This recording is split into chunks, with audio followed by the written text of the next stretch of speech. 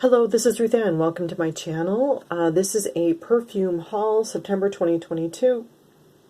I'm going to get started first with this very strange.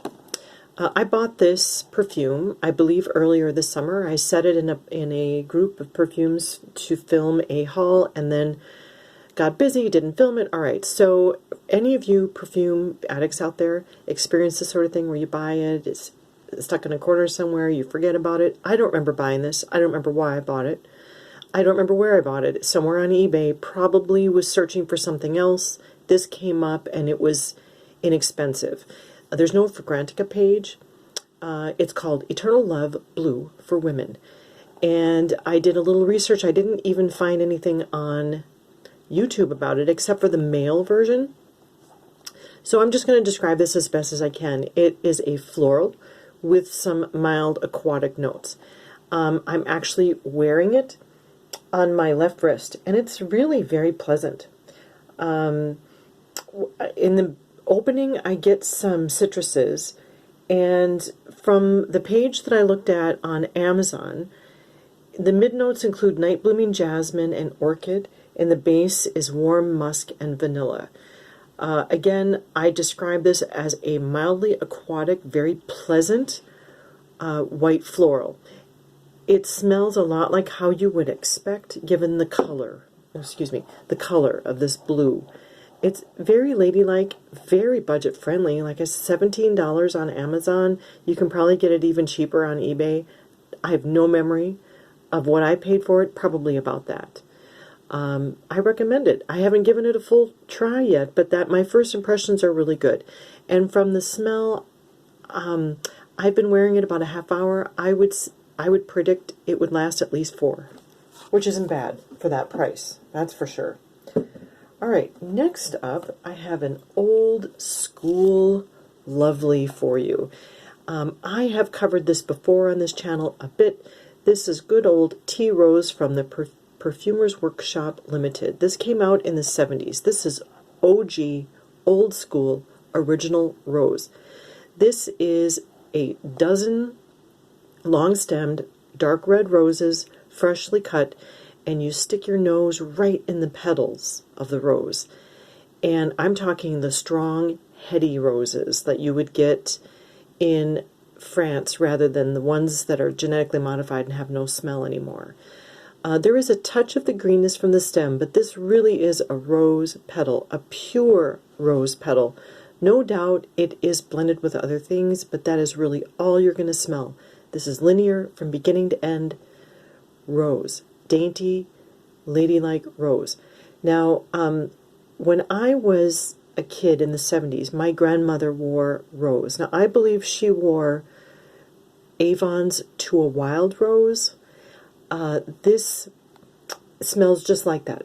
I mean, to my nose, it smells exactly the same. Every time I smell it, I take a deep breath and oh, Grandma, I miss you.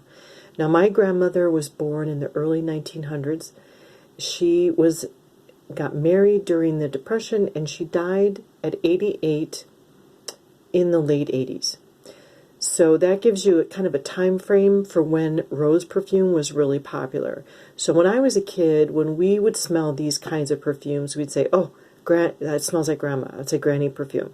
And it is. It really is.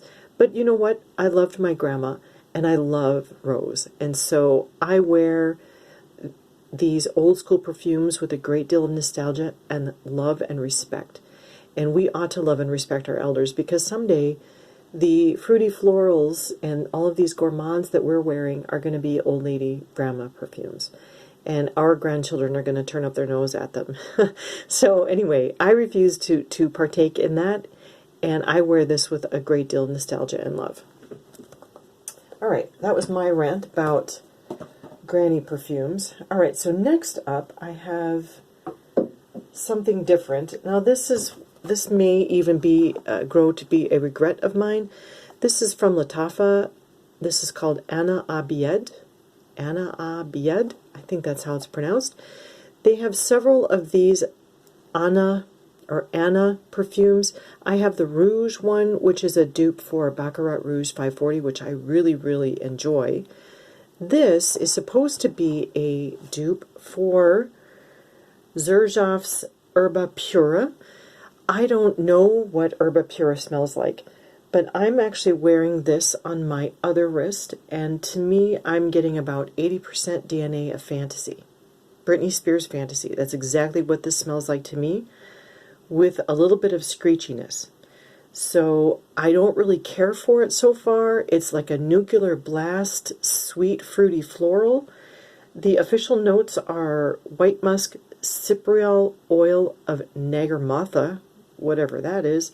In the mid, vanilla, saffron, cardamom, base, tonka, and guaiac wood.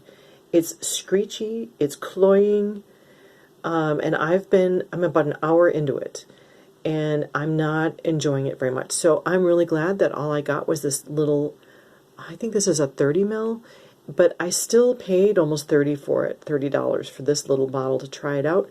Glad I didn't get a bigger one, can't recommend it, but again, this is just my first impressions.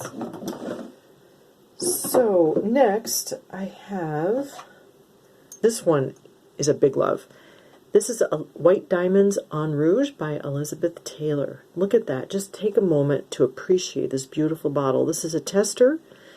I got it for, it was 25 to 30, somewhere in there. I do remember buying this one. And this is supposed to be a dupe for Estee Lauder Modern Muse. When I looked at the Fragrantica page, the creators of the Elizabeth Taylor line said that it was inspired by two things: Elizabeth Taylor's fiery spirit and her beautiful red lipstick. And I am totally on board with that. I think that this is very much a glamorous, floral, lipsticky perfume. It was released in 2019. It is officially an amber floral. Top notes include raspberry and pink pepper. Both of those notes you can easily pick out. In the mid, we have rose, orange blossom, jasmine. That really translates as florals. And in the base, vanilla, patchouli, amber, and vetiver. It is a very glamorous, complex, strong, lipsticky floral. It's like you have a bouquet of red flowers and you're wearing it on a date, and you're wearing red lipstick and red, I would say more of a black, beautiful black outfit, but you're wearing red lipstick and red fingernails. Just gorgeous. Really, really gorgeous and glamorous. Highly recommend. And I have one more. Hopefully I won't run out of memory on my phone here. This is one of my great loves. This is Taboo by Dana. This is an old school 1932 release. What I'm going to say in a nutshell is, if you like YSL Opium, you're going to like Taboo. If you like Calvin Klein Obsession, you're going to like Taboo. In my opinion, Obsession smells kind of cheap. Taboo does not smell cheap. Taboo smells, this is a spice bomb. Spices: orange, coriander, and neroli in the top. In the mid, cloves, rose, jasmine, narcissus. In the base, it's one of those everything in the base: amber, civet, benzoin, sandalwood, patchouli, musk, oak moss. This is a spicy, flamboyant. It's often also award-winning. It's one of the most award-winning fragrances that I've ever worn. If you look at the list, it just goes on and on and on.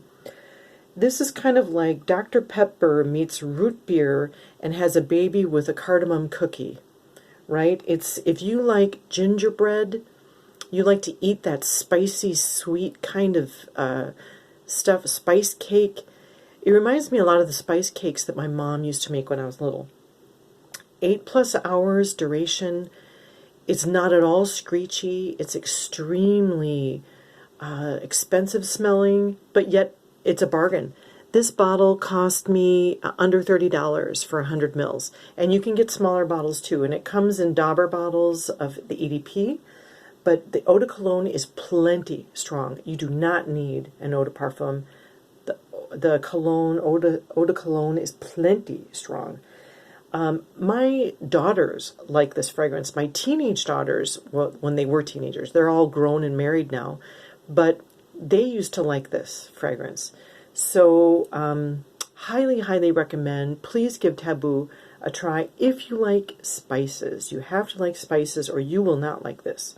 So, that is my haul. I have more, but I'm not going to be able to film any more today. So thank you so much for watching, and I will see you on the next one.